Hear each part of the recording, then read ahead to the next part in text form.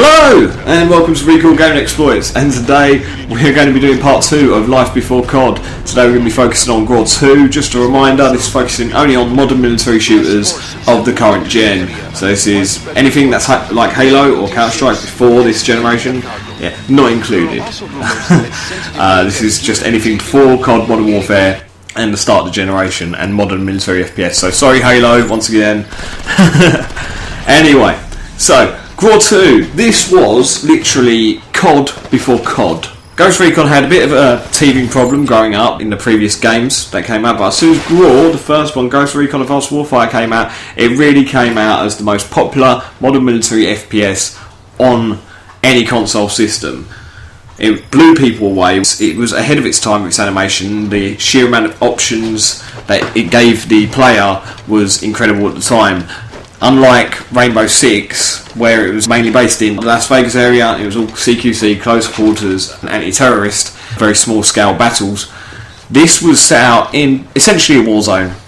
That was the main clear difference. Aside from that, it is still your tactical shooter. It was a very thinking man's game. You had to constantly plan, constantly plot out. If you just running guns blazing, then you were guaranteed failure and death, and this game punished you for it, because checkpoints on old games were very, very few and far between.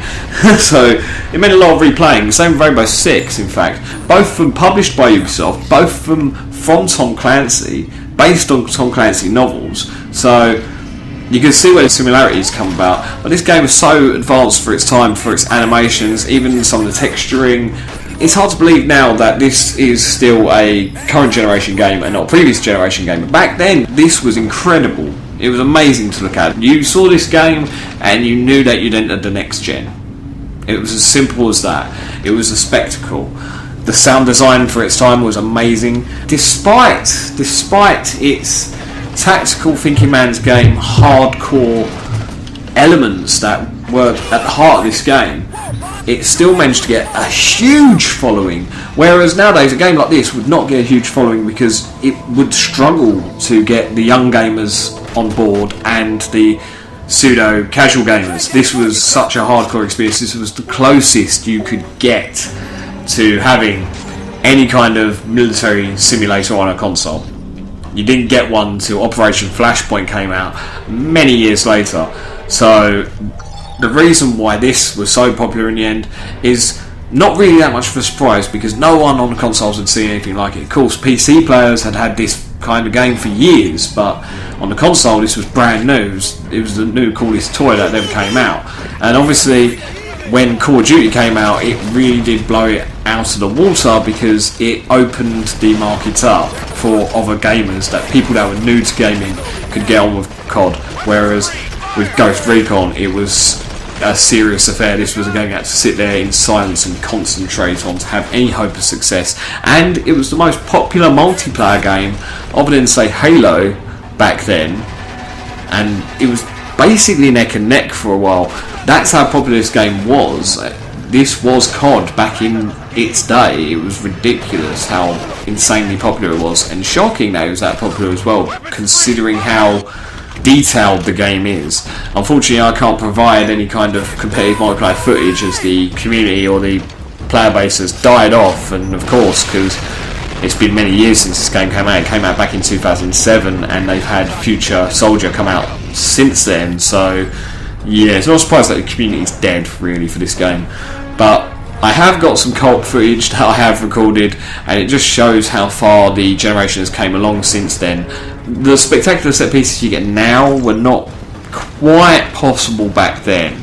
They could sometimes do it, but it weren't on the scale or the ferocity as it is now. On games nowadays you get cutscenes for every mission that you do, whereas the games back then had to rely more on dynamic gameplay implemented by the developer and clever game mechanics. Like, for instance, you got the cross-com, which is your heads-up display. It's a part of the narrative. They explain it's not just like a game HUD that they put on, even though it was just essentially an excuse for a game HUD, and to give you that advanced warfighter feelio. I'm inventing words, but essentially what you did is you actually controlled the UAV remotely via the cross-com, and it would mark targets up for you then you would use that to your advantage to set up your squad mates and yourself in positions to take out the enemy. So you get yourself to higher ground and pop them with, like, say, a sniper rifle or battle rifle, which is pretty much what I did the entire time that I played while I was recording this footage, as you probably have noticed. I mean, the plot was essentially, I believe, more realistic as well. You are one of the leading special forces units, and you are sent in behind enemy lines before any kind of invasion has happened.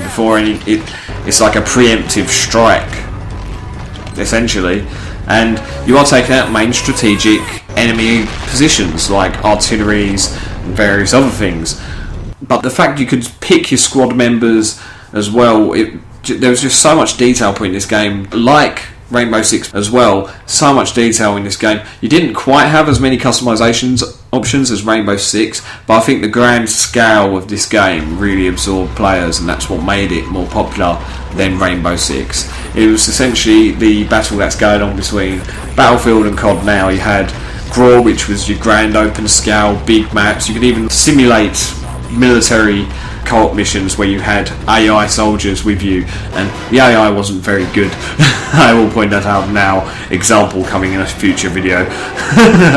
But you could set up AI and you'd have a full-on battle going on, and we haven't seen that since, really, that you can just set up a battle and be a part of that battle on a console. You can still do that on other games on PC, but not since this.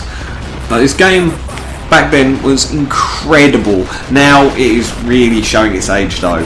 I found it a lot easier to enjoy Rainbow Six Vegas 2 than I did GRAW 2 going back to it now. If you want to play a GRAW game, try Future Soldier. I personally have not played it, but I don't see anyone gaining any enjoyment via playing GRAW 2 now. But if you played it back in the day, then you'll know what I mean by it took you up off your feet. It was one of those games that blew you away. Like Dead Rising as well was one of the other games that blew you away for the sheer amount of zombies on the screen. It was just, no one had ever seen that before.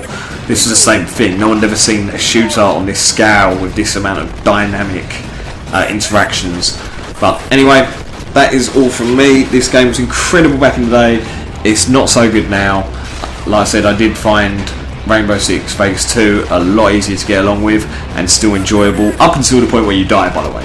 Because when you die in that game, the old checkpoint plague from games like this, you have to replay the past 10 minutes. It's pretty much Dark Souls for shooters.